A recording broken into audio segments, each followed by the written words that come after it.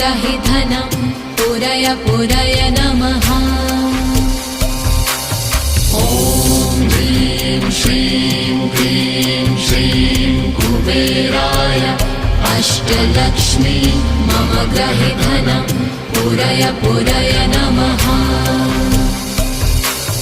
ॐ ह्रीं श्रीं क्लीं श्रीं कुबेराय अष्टलक्ष्मी मम ग्रहे धनं पुरय पुरय नमः।